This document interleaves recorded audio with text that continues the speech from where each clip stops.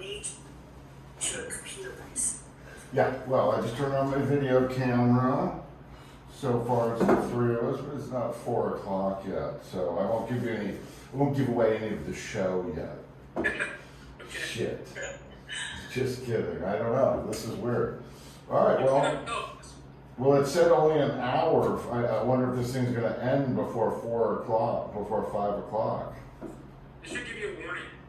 And it may allow you to extend the time a little bit. Okay. All right, well, I hope so. I didn't notice not start early. All right, here we are, 4 o'clock. Here's the three of us. I'm not going to start right away because, that would be rude, but we are taping.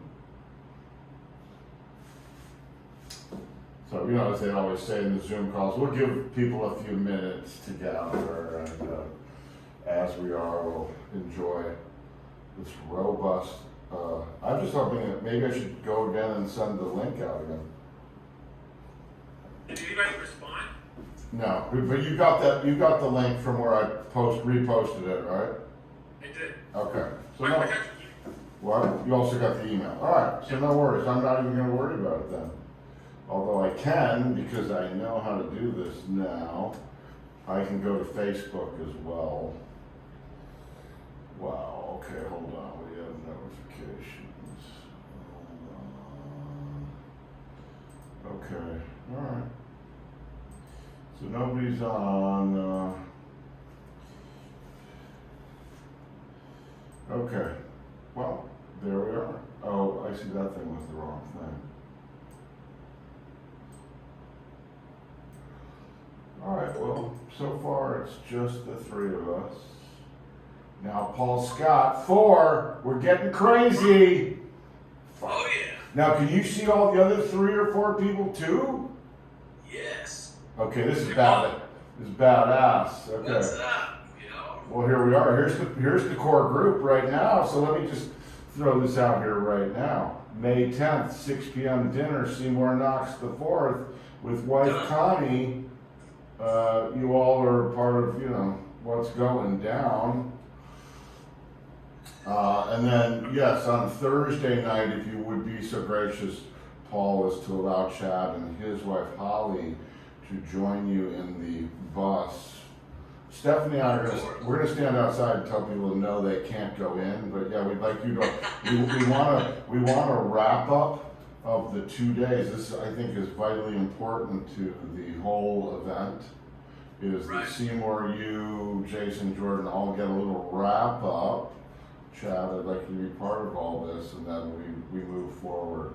Love to. You guys got to utilize me. Nobody utilizes me. Well, that's why we're having you for the dinner and all this, dude. Because yes, this is serious business. I don't know if you guys saw today. 2 Keller Williams agents just closed a $401 million deal. Why can't that be us? Why the fuck can't that be us? Right? Okay.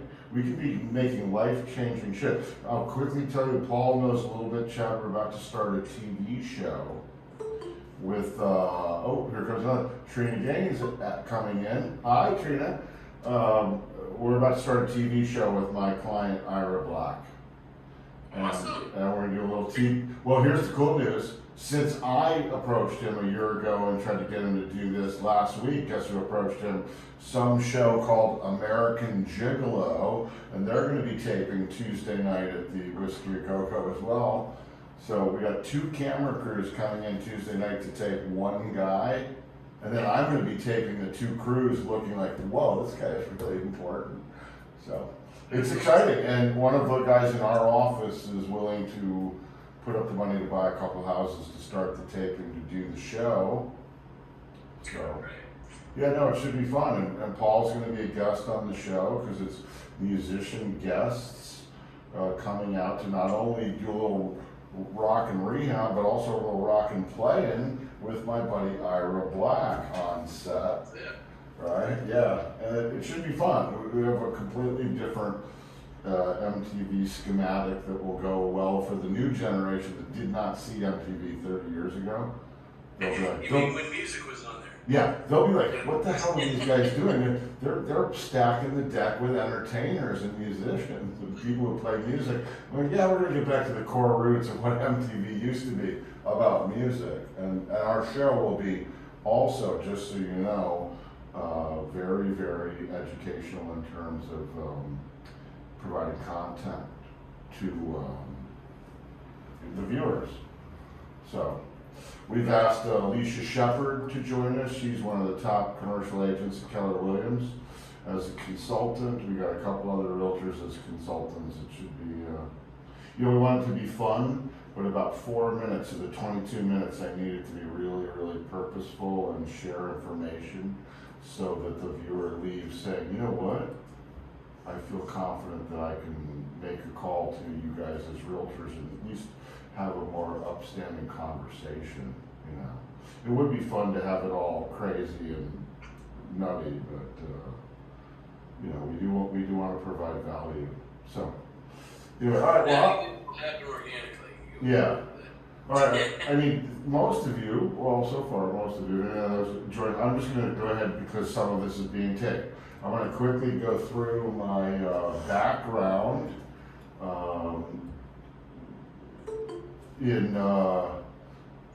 let's see, I went to liberal arts college. Hi, Kelly. I went to a liberal arts college and was pursuing a degree in economics and thought I really wanted to count money for a living. That was 1977. I got to college and I got onto the entertainment board, and lo and behold, I went to a liberal arts college called Lake Forest, just north of Chicago. We had several classmates at that school who were actually from Buffalo, New York. One of them just joined the call now. And they used to have a band in their backyard in high school playing, and that band was Spyro Gyra, that went on to be a pretty big band, right? So we booked them at Lake Forest College for $750. By the time, this is the classic story, right? By the time they got to Lake Forest College, their performance fee was $10,000. That their song Morning Dance was on the Today Show. They were on NFL football. They were big stuff. The local promoter in Chicago, I don't know how he got me, called me up and said, how did you know to book these guys? You know, we wanted to book them at the Park West or some club in Chicago. We beat them to the draw, and that started my career. And from then, the bug was really there. A year and a half later, I got asked to go out on a tour with Eric Clapton selling T-shirts. Much to my parents' dismay, I dropped out of college and went and did that for 3.5 months. Went to Eric's wedding, sold T-shirts, making $600 a show at 19 years old. I called my parents up and said, I don't need a college degree. I am very successful. With that, they said either you go back to school or, financial penalties or whatever. So I found, while going through the Chicago Tribune one day, I found a school in downtown Chicago that was starting a program in 1978 called Arts, Entertainment, and Media Management, and it was hosted by the then biggest promoter in North America.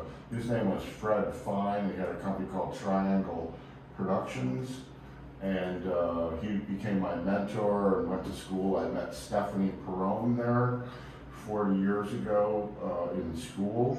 We were both studying to be in the entertainment business.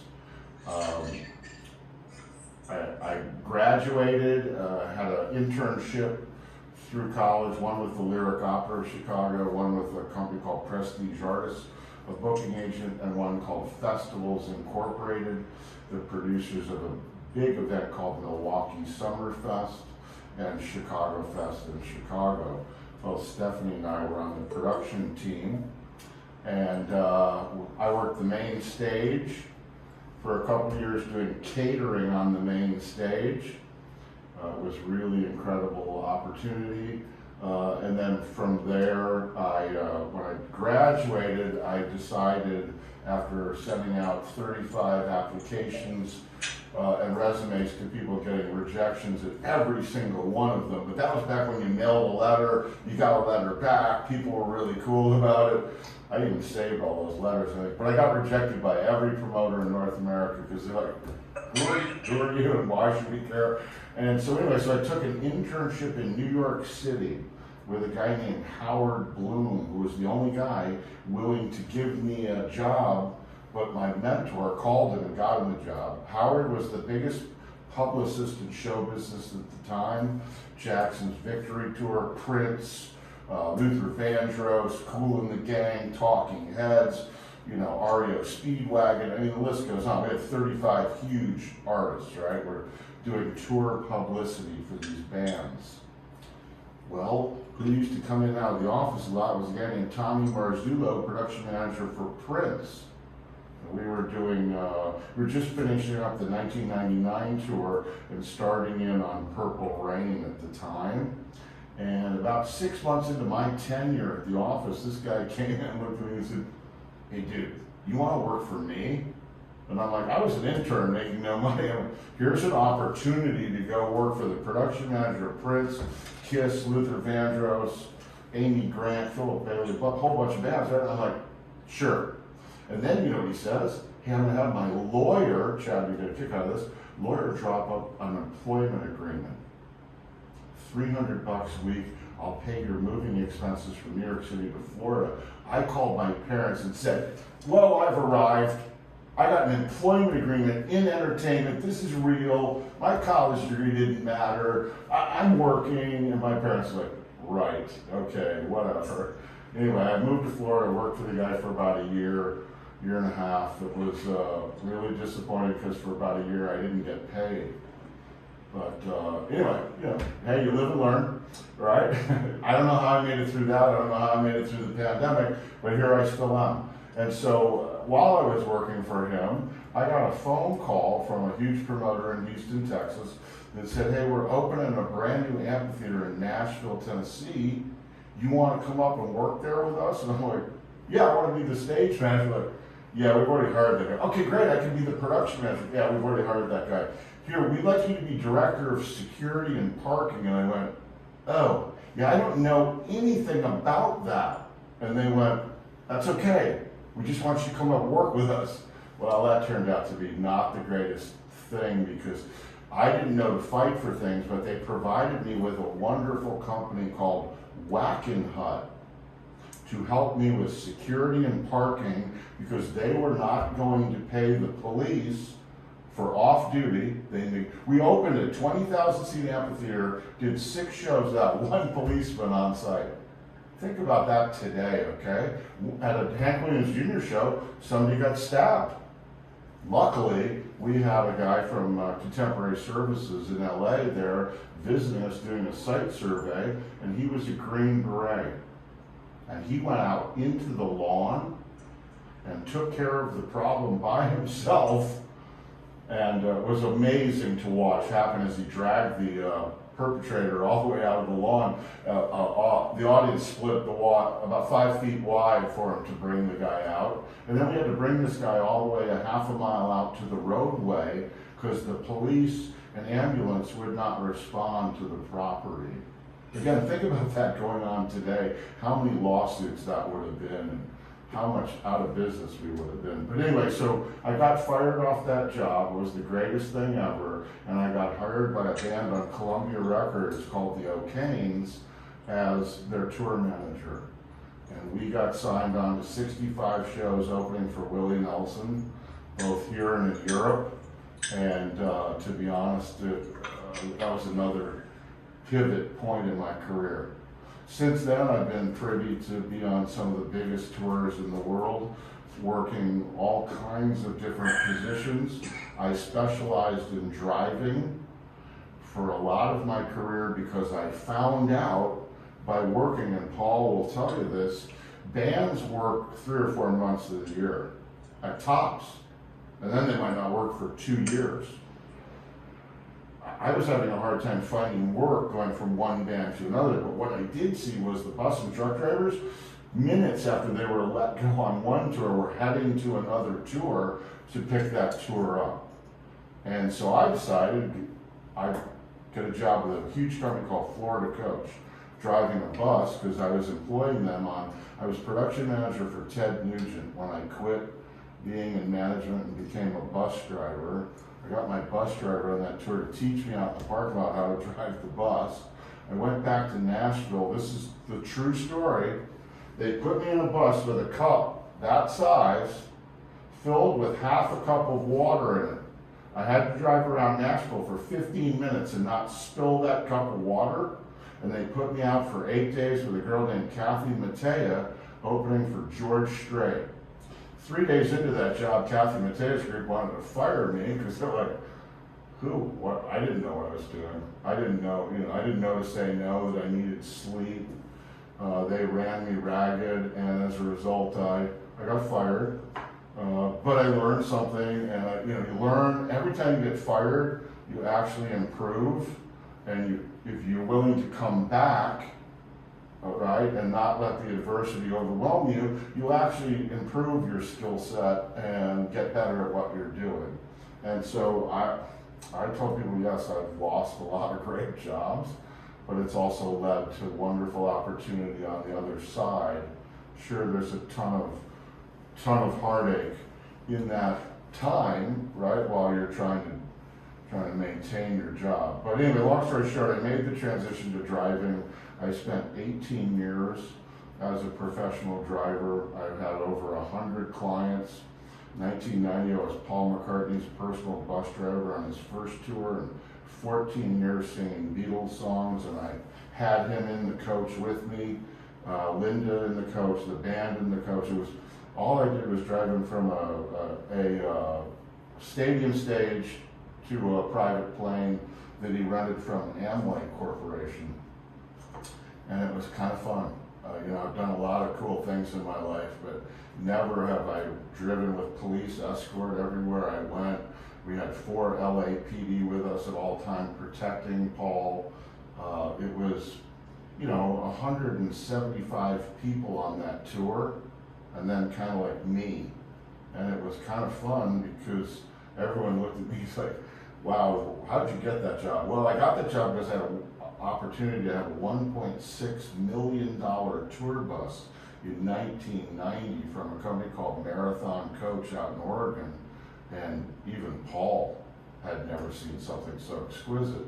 So of course I was booked on the rest of the tour to do the VIP shuttling.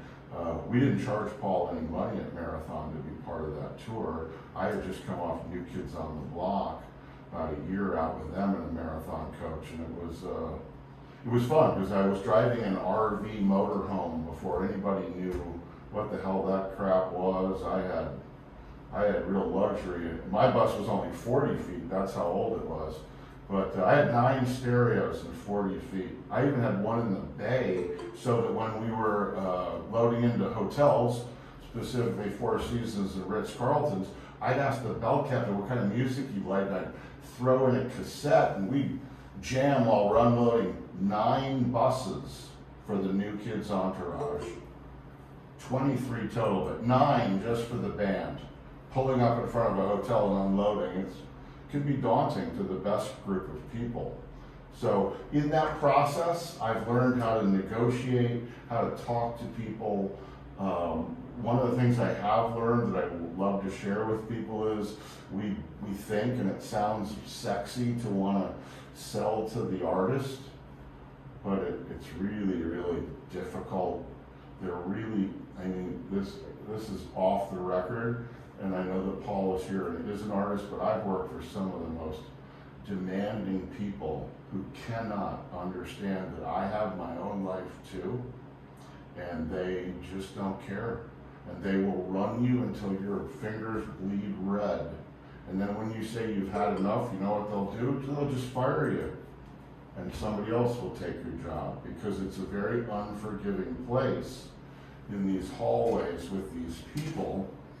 And so sometimes when I see people exuding the fact that they want to work with these big stars, and sell them homes and stuff, I just kind of chuckle to myself that a nervous breakdown is what you will get, because they will drive you simply mad. What I always espouse is the crew guys, people like me who are a little more grounded and have reality-based concepts running through our heads, are a better way to work at. And so what I thought I would say today is, what I've found, right, which is what you're finding, is to get into these people, the only thing I can tell you that works is tenacity. If you stop after 15 phone calls, you will find out you are one phone call away from talking to the big guy. You can't give up until they tell you never again under penalty of death, call me. You gotta just keep calling them, try to provide some value. What I'm gonna suggest is, if you're trying to crack people in the entertainment arena, come from the investment side, show them how to make money. Tell them, hey, I'm not trying to sell you a home. I'm trying to make your portfolio enriched by using me and my team to make your assets grow. Be frank with them. Tell them that one more Maserati will not make them rich, that they need to buy assets to retain equity over time, because these people are being told by car dealers, buy the Maserati. It's a great investment. Yeah, 30% when you drive off the lot. They don't tell them that. And they don't tell them that you might need to own that car for 50 or 60 years when it becomes antique before it really shows you some return on investment. But if you took that 240 grand and invested it in a duplex, I bet you that thing would show you more opportunity long before the car would. So if we all would come from that sort of vantage point to be the real estate referral partner on the list of lawyers, bookkeepers, personal assistants, all the people that entertainers keep around them, the one person that's missing in all these opportunities is usually the realtor, because nobody has ever used the platform to sell to them in a way that I believe KWSE is starting to do, right? But this is a group collaborative effort. If you all embrace that and see that the power of the group will overwhelm the client, that they will jump on board with it, but you all have to be willing to give up a little more than you did in, say, the residential practice to crack this group. But what I can tell you is 2 or 3 years from now, when you're all flipping 10, 18, and $20 million homes to these clients, I think it will all make sense. Something that I've done out here in an effort to be ready for that is I have asked a couple of people to be ready in a group setting so that 4 or 5 of us can march up the driveway to a $30 million house and take the listing. We're competing with some other people in the marketplace, you know, the Frederick Eklunds and the other guys on reality TV real estate shows, but we have something that they don't have, and that is a group and a collective of people who are extremely powerful. You know, I know I'm not supposed to speak out of turn about our competition, but at some of the other shops, they're not as holistic or organic or even happy to help each other like Keller Williams is. They're happy to take your parking spot, steal your client, and rip your commission away from you and really suck blood out of you, because when we get up to the $20 and $30 million mark, it gets a little competitive. But that's where I would like to take the group. That's why I joined, and that's what I think the value of the people behind me can do. The other thing I will say is that this is an industry where connections matter, and while some of you are not purposefully my closest friend in the world, we are work associates. And I would implore that when you get into some of these companies, say, hey, I work with a guy, says he was a roadie for 40 years, worked for like 100 bands, maybe you know his name, and say my name. Watch what happens, good or bad. Sometimes they'll say, yeah, I know that guy. And then automatically, when they say that in my business, that is entree to continue the conversation. If they say, no, I don't know that guy, not really interested, that's also sometimes an effort to get you off the phone, but that's when you would pivot and say, hold on a second, I'm here to help you invest and manage your money. Along with your CPA, your accountant, your lawyer, I'm here to provide a benefit and a service to the entire organization of the group. But I would use my name. I worked hard to get a reputation with some people. Some people literally hate me, but as my old boss Howard Bloom would say, whether they like you or hate you, if they acknowledge your name, then you, my friend, are on the front page of the paper. Okay? My late boss Howard Bloom was famous for having a client named Billy Joel, and he started dating a girl named Christy Brinkley, and Howard went public on the New York Daily News or something and said he didn't think it was going to be good for Billy's career. Yeah, you know what Billy did the next day? Fired Howard Bloom, because he didn't need his publicist telling newspapers that he didn't like the relationship he was about to get into. But Howard used to joke about that, right? Howard's career doubled after doing that because every paper in the world wrote about Howard Bloom being fired for opening his mouth about his client Billy Joel, and then everybody's, well, if he's managing Billy Joel, maybe we should call him up. You got like 10 more bands to call him. It's the same in real estate. Once we crack this market, we are doing a really good job. I have to say, after only 5-6 months here, give this a year, and no offense, next Christmas should be really, really good for a lot of people in this division because the momentum will be taking off, and then we'll be pivoting into family reunion next year, and by then, this division will really, no offense, the awards that you all are going to receive at family reunion will make me proud to be part of this group, right? One of the things that I'm striving for is not necessarily to win an award, but it's to group people together who can win awards. That's what I'm good at. That's what I do best, is match like-minded people together to make opportunity. I haven't always been fortunate enough to be in an industry like real estate where I can monetize my relationships. But there are lots of people in the entertainment business who will tell you damn straight, I got them the job.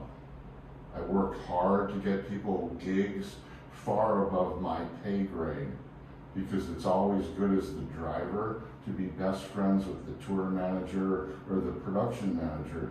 Then they won't fire you. They bring you out on the tour, they like you. It doesn't matter what anybody else, Paul will tell you, it doesn't matter what anybody else says. If you're hired by the 2 top guys, they're the only 2 guys who can fire you. And so sometimes for job security, I would go out and work for guys for a reason, so that I had job security and made better money. It wasn't always the greatest employment jobs, or I never toured always with the bands I wanted to listen to the music of. Same as we work with real estate clients, sometimes you just have to bear down and get through the transaction as best you can, right? By just being, just being good at your job and being able to table the current market. People are very upset. I've talked to some friends who, they yell at me. I'm only 6 months in this industry. I didn't create the market, yet they're yelling at me like, I can't buy a house, it's your fault. It's like, okay, wow, all right, well, Okay, we can revisit that, but I understand their frustration, and I too am as frustrated because I'm new to the industry again, and seeing that it is hard for first-time home buyers to have opportunity. But with that being said, that opportunity is where we come in. I've used the expression to my friends that I feel like you all are a bunch of firemen, and I'm just waiting to call you with an address where you will respond and put out the fire. Because to me, address in real estate is what we're all working for. If you can control an address, then you have future and opportunity in this business. But yeah, I feel like y'all are a bunch of really cool firemen, and you're all just sitting waiting in the ready position, which is really something of a blessing to see and watch it in real time, as I know we have. We've seen people do stuff in an afternoon on this group, sorry, I'm not as good. There you go, Paul, thank you. I just saw something pop up there. Yeah, let me, does anybody have any specific questions? I don't know if I can hear you or if I have to unmute you or how that works. But if you type them in the chat, I just figured out how to read them. I just popped that up. So I'm not really technically the guy. So when Meredith told me all this morning, I was like, oh my God, no. And Stephanie's a little better, but I wanted to do this on my own. So I'm at my office where we have, tools in case shit was gonna go down. I figured I'd at least be here, right? It's not at home where people would be like, well, he's on the couch, he doesn't care about us. So anyway, but I mean, that's basically what I see, my value to the group again is, I'm gonna say it again, is that I offer the bond of being a business associate with you. Sometimes I might know the person you're about to call or the company you're about to call. Reach out to me, feel free. A couple of ideas in your local market if you want to crack it. This is not sports related, this is entertainment related. Go down to your hot local club, produce a banner, and tell them, hey, how much for sponsorship to hang my banner? They won't even know what the hell you're talking about if you're going to a hot club or whatever. But go down there and get your banner hung. The owner might say, yeah, $250, you can hang that banner all summer or whatever. It's not going to be like pricing that you understand or see for other stuff. It's not going to be placing your banner at the ballpark in front of her. People in show business still not as quick as the rest of the world. So if you offer opportunity, or as we've started these NIL deals, if you have faith in someone in your local market who you believe has value as a musician, help support them. Go to their shows, buy them lunch, tell your friends to go to their shows. See what that does by cracking, Paul is a solo artist outside of being in a band. He's played in a club with an acoustic guitar with the lid open. I bet you he has, and people threw money in it. Be one of the people who goes down and throws money in it, and then make relationship with the entertainer, and then develop that at your local level. And then people will see you visibly in that market, which will allow you opportunity to crack. Tuesday night, I'm going to a club event, and I'm getting to see a guy I drove in 1988 for the first time since then. We have not crossed paths or seen each other. He worked for a guitar player, he still does, named Joe Satriani. He's the bass player, his name's Stu Ham. Amazing cat, right? And yet I was their bus driver for 3 months in 1988. When I picked him up, I thought the guy's name was Joe Santini, and my office told me he was a magic act.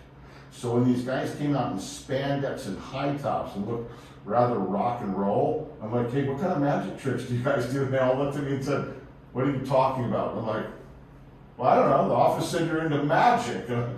Joe looked at me and goes, do you not know who I am? I'm like, yeah, you're Joe Santini. And he goes, Satriani. And I'm like, okay, whatever. I mean, I just came off Crosby, Stills, and Nash. I wasn't impressed. I'm like, okay, you're a guitar player.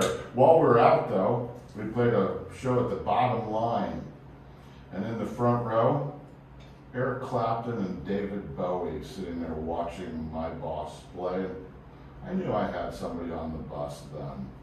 And while we were in New York, he came back and said, oh, I just went out to Long Island and did a audition for the Stones. Yeah, they didn't hire me. I'm like, what? Yeah, they didn't like him. Keith didn't like him, thought he was too progressive a guitar player, couldn't keep up with him. I'm like, cool, you just did that in the afternoon. So anyway, that was Johnny's magic trick. He made Clapton and Bowie appear. That was his magic trick. Yeah, and to be honest, it was so unbelievably rewarding to work with these guys. The tattoos that I have on my right arm are all done by a tattoo artist who's worked on Stu Ham.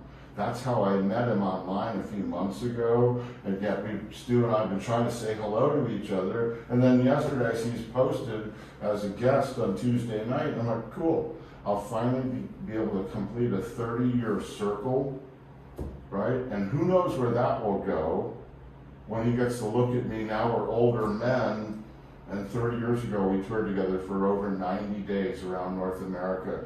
It was such a cool tour that we finished the tour in San Diego, and Joe came to me and he said, hey Ross, can you drive me home? I said, yeah, where do you live? He goes, San Francisco area, Oakland, Bay Area. I'm like, back then we didn't have cell phones and shit. I'm like, yeah, I'm only supposed to call my boss once I'm done with you. So I drove him up to his house. His wife made me dinner, and we hung out and broke bread. And yes, I thought that for the rest of my life I was going to be Joe Satriani's bus driver. But here's another thing, Paul will tell you, that never happens.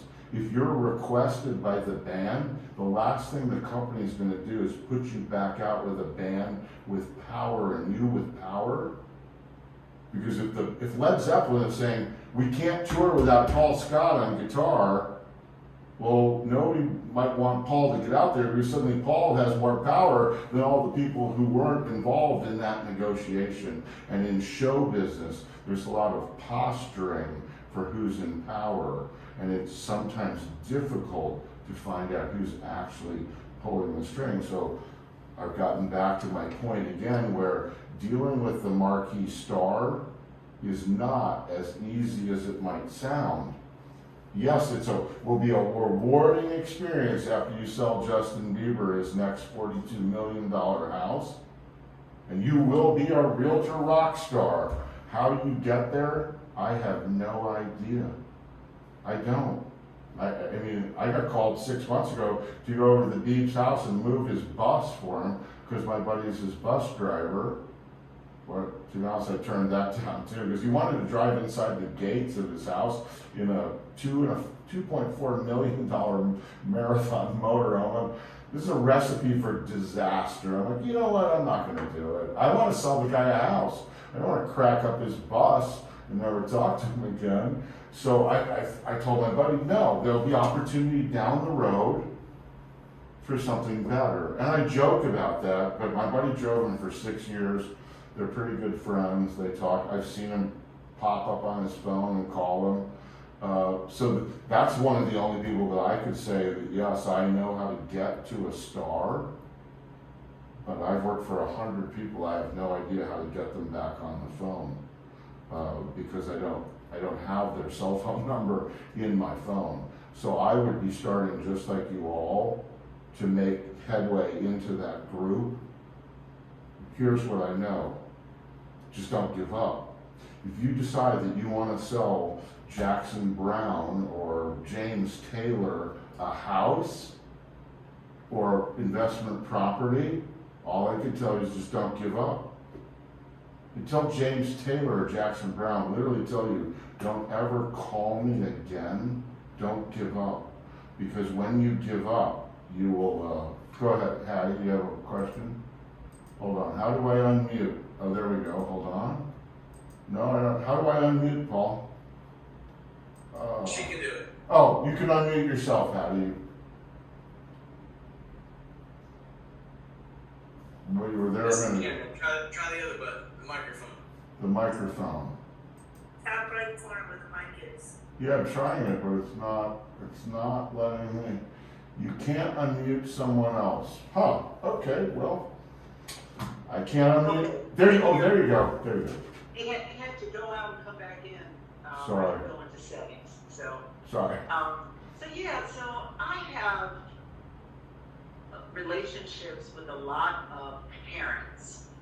So parents that are parents of some names you would know in the entertainment industry. One parent is the father of a high school baseball player that's like the number 2 draft prospect for the MLB.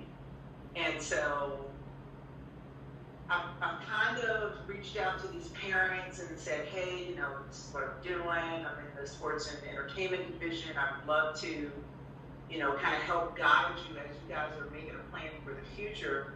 I would love to help represent the real estate side to handle your interest in that.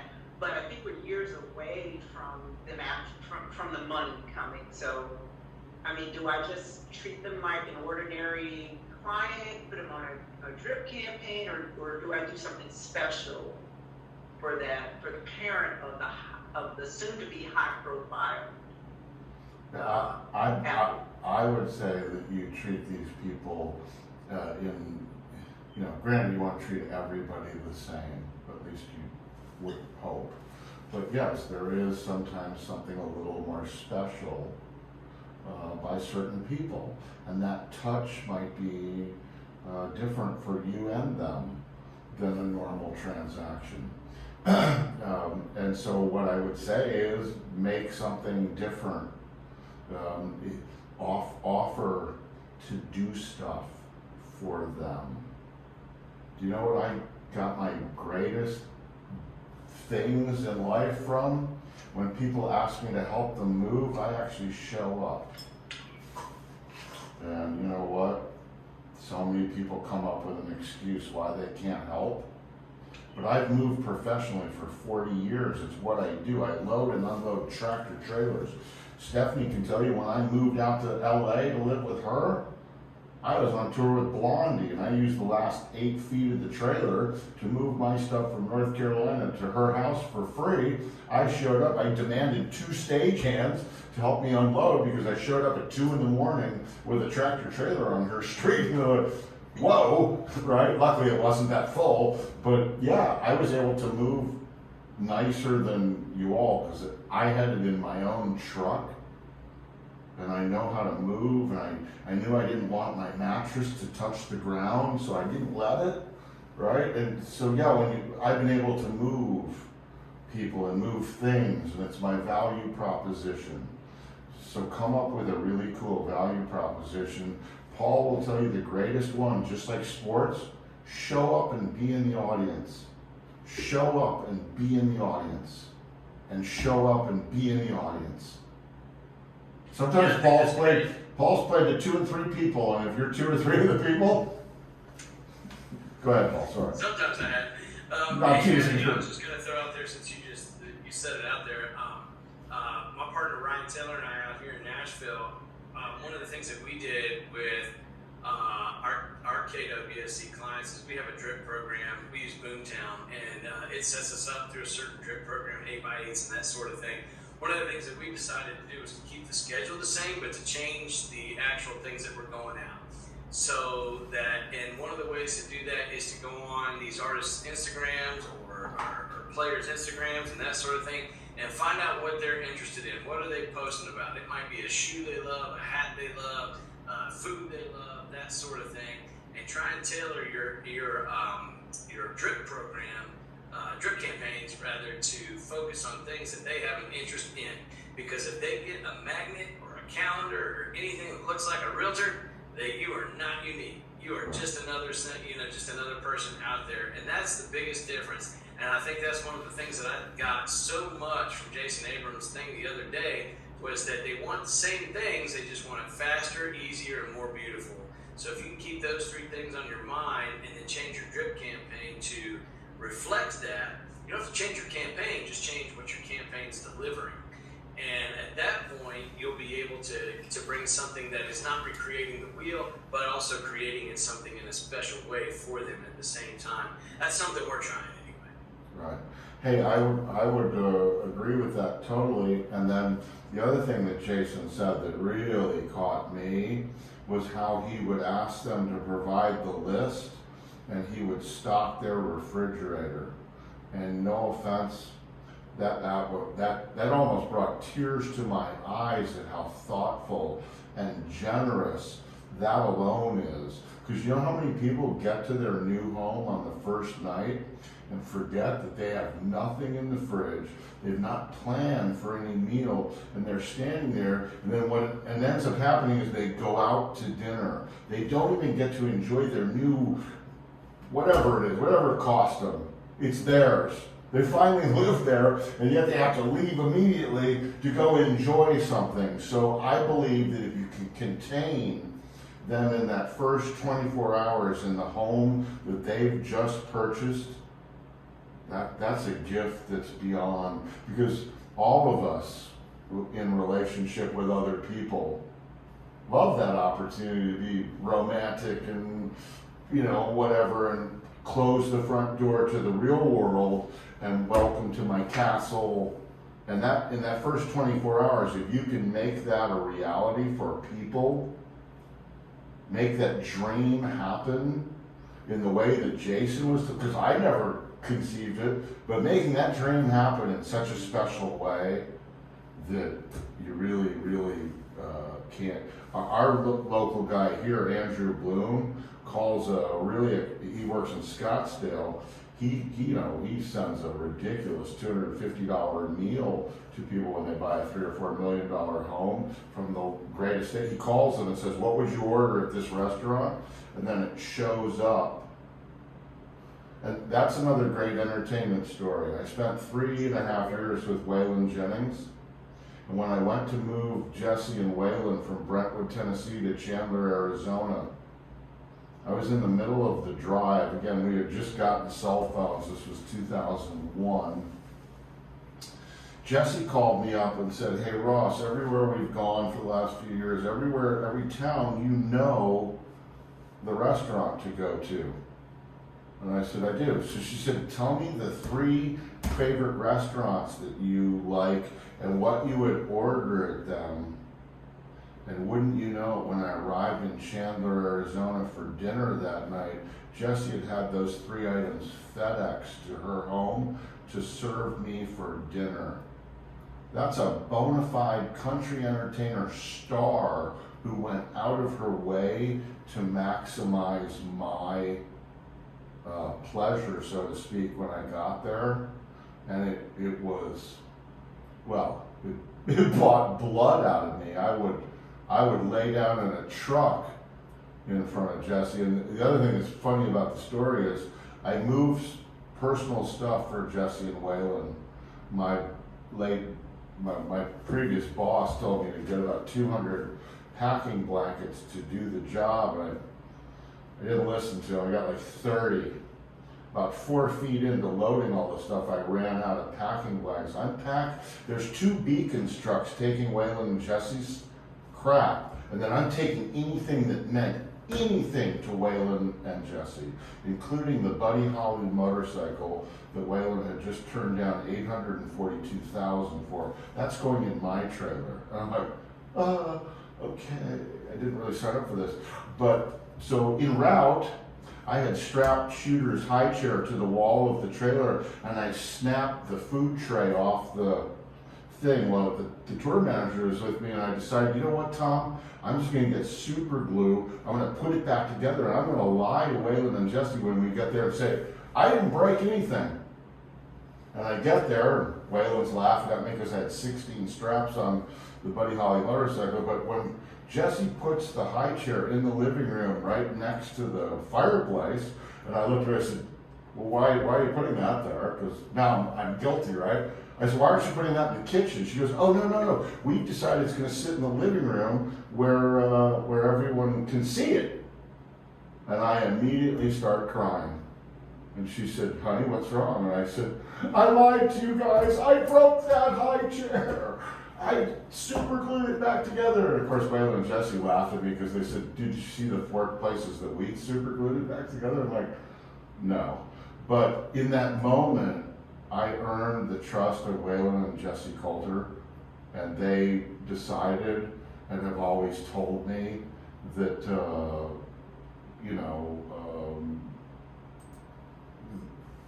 that their feeling about me was honest because I had always been honest in front of them. And that's the other thing that I've said before to everybody. If you're just honest with people, if you are a fan, admit it. It's okay. I'm a fan of people. I've choked up around entertainers and not even known what to say. But you know what I blurt out? Excuse me, dude, I'm a fan.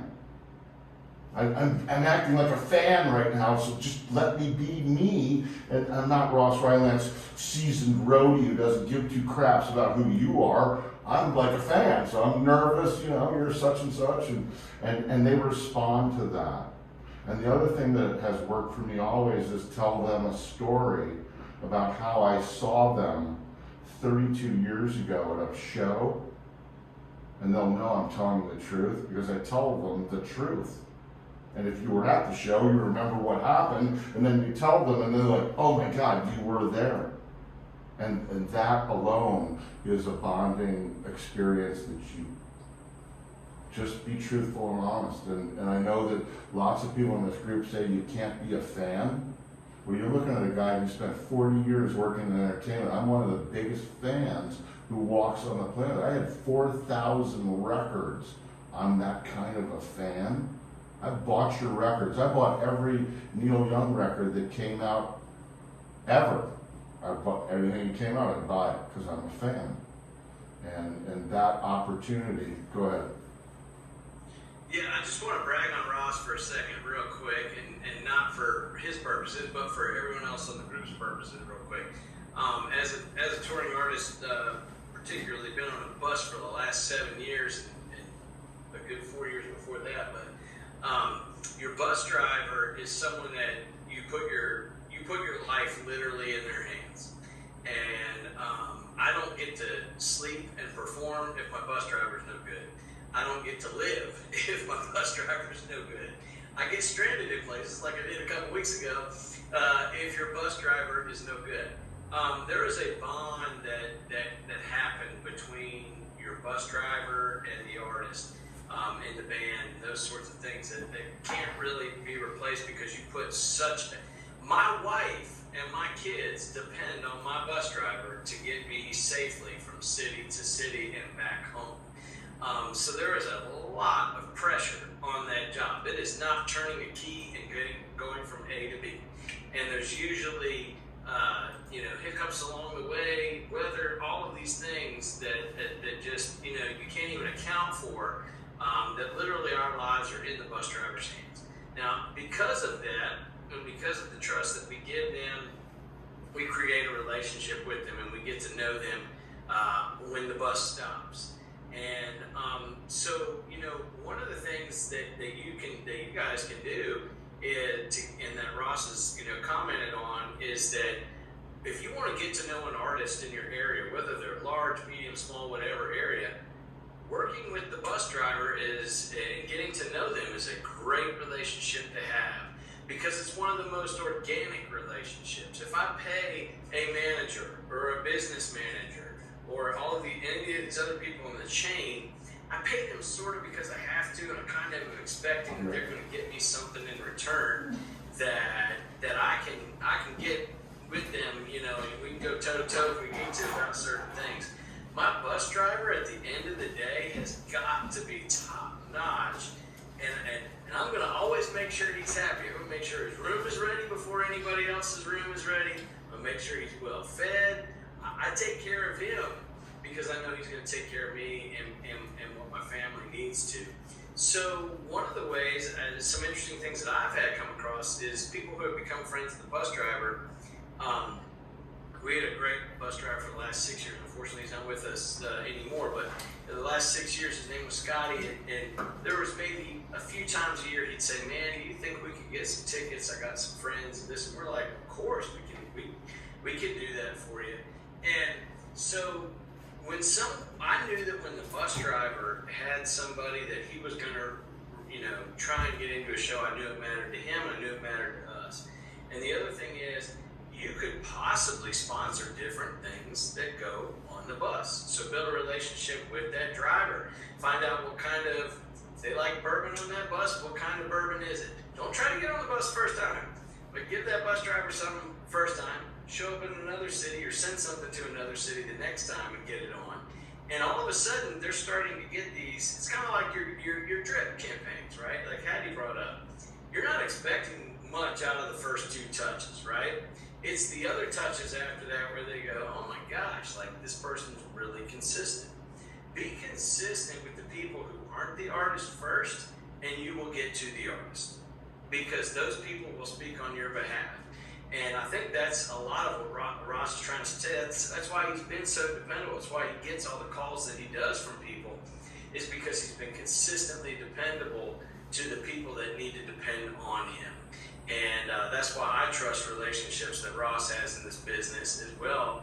I'm not going to have them all, but we can share some mutual ones, and he may have some ones that I don't have. So use him as a resource, use me as a resource, but use yourself as a resource to get to the other people who are in line with them, and find out what their interest points are. Play the long game. If anybody got into this for 6 months hoping to get to an artist, that might happen. That'd be awesome. I hope it does.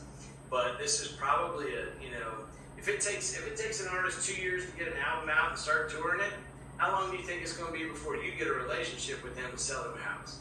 So keep those things in mind. That would just be. But anyway, Ross, thank you for your service to the industry over all these years, for fielding this tonight, and for guiding everybody so well here tonight. Thank you, Paul. I appreciate that. I also really appreciate, it's kind of fun sitting here looking at all your faces. It's really a blessing. I want to quickly say, surreptitiously and hidden on this call is a guy who's going to meet us in Nashville, and he's not one for huge accolades at all, but his parents were in the NHL. They were the owners of the Buffalo Sabres. And Seymour Knox and his wife Connie are coming down to Nashville to have meetings with Jordan and Jason and some of the other people. And Seymour will tell you, I don't have to be part of all that. That's not what I'm doing. I've brought him in to this group. He wants to be part of it. I want him to be part of it. You all will benefit from it. But again, I've been friends with Seymour since college, and we've been able to have an incredible relationship over the years, and that sometimes is more important to me than the end game. But yeah, you want to say something, Seymour? I hear you're queued up there, pal. Well, Ross, you got me speechless once again. I apologize for eating. I apologize for having dinner. But. Well, that's true too. For my favorite bus driver, I go out and I get a Chipotle. There you go, nice. Boy, you have guts, dude. You have guts. I just had food poisoning. I don't know. Anyway. No, but Tommy and I are really looking forward to coming down to Nashville. Yeah. In 2 weeks and being part of the team, and we're trying to set up a couple of meetings with some people and do something fun on the. Yeah, can I divulge that too? Should be good. We Seymour has volunteered some of us to help the Predators for a Red Day exercise, and it could be cool, right? I don't care what it is. I know that we'll be doing something, but I told him, yeah, if we could get something really sexy while we're in town that not all the other agents are doing, that could be kind of fun, right? Yeah, I want some of the other agents to to realize that this is a really great opportunity for all of us, but it's starting at a base level, right? Seymour, Just like go ahead. Ross mentioned, starting with bus driver for a number of the rock stars and the tours, with the number of teams, players get traded on the spur of the moment, depending on what's happening and timing of the year. The trainers are very key for the players and what happens in the locker room, that type of thing. Right. Being able to move and pack, and take care of the wives of the visiting teams that are going to be moving to the new cities. Right. And so, just so you know, I played hockey for 17 years. It's what got me into show business. Hockey is my passion. It's been my passion my whole life. So on the sports side, yeah, you will see me and Say and some of my friends, we're going after NHL in a big way. And hopefully we'll get enough that we can share it to everybody. Yeah, well, nice hat. Yeah, I like that hat too. It's cool. Again, it's cool. I've seen all your faces, so it's so weird. So with that, though, I'm going to wind it down, take any last questions, but I also have to do a little promotion for next week. And I'm just going to read verbatim. Next week we have Susan Praver, who is with the, I believe, the West Side Market Center, Keller Williams. And I'm going to read what she sent to Meredith to say. And also, let's just take another minute. Meredith is suffering from a migraine.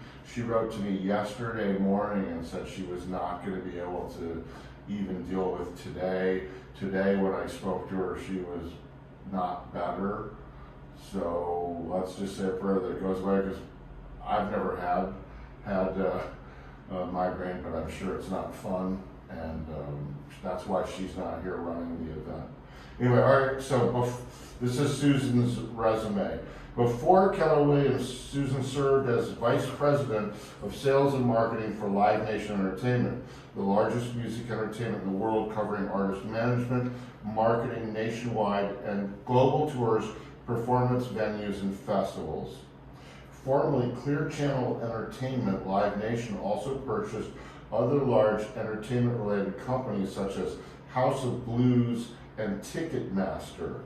Susan has worked with new artists through programs such as South by Southwest, and will share what she has learned through these experiences and how it translates over to KWSE.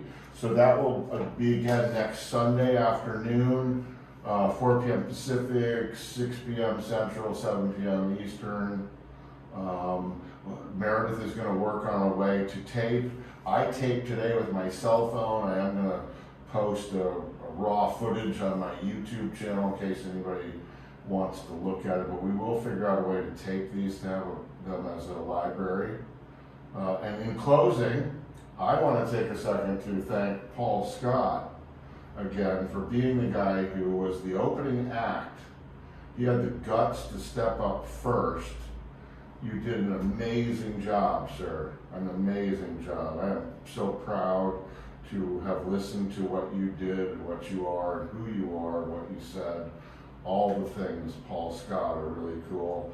And this is what's driving me in this group, is the friendships and the relationships that will be far more important to me than one transaction on a referral basis.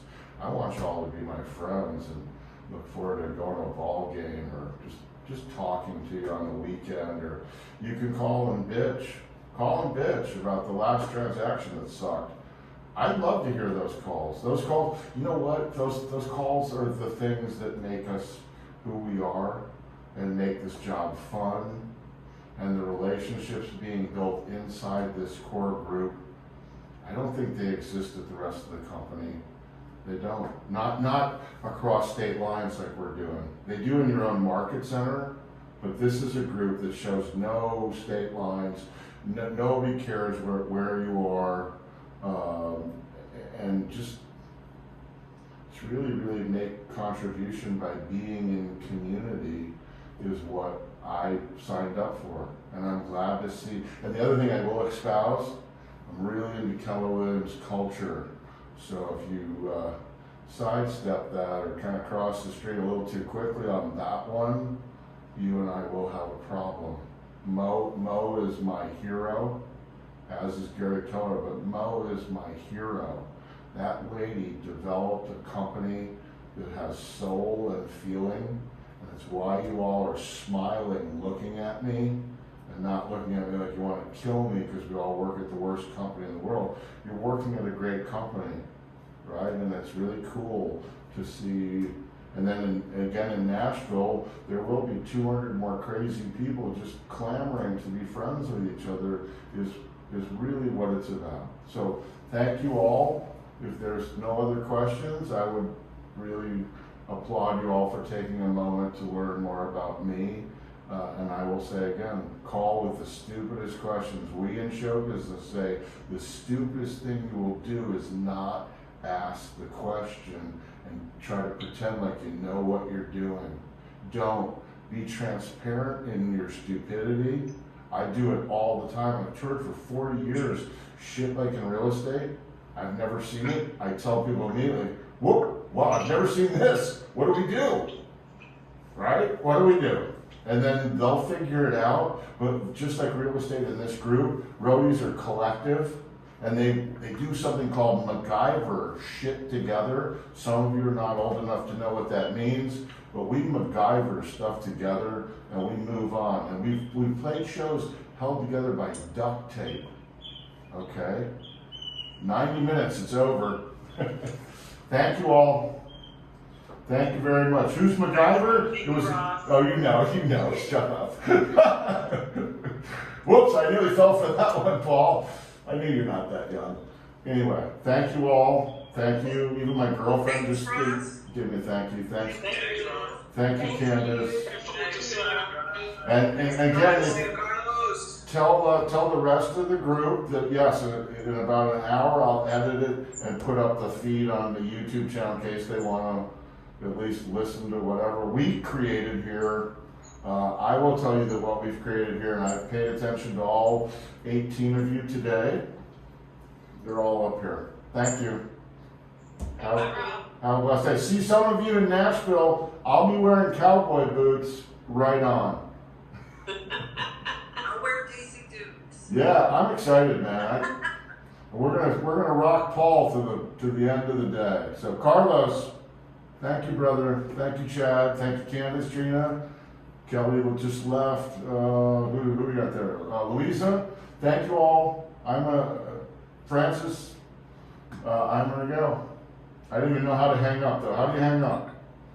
You hit the red one? Okay, I'm gonna hit the red one. Leaving. There we go. All right.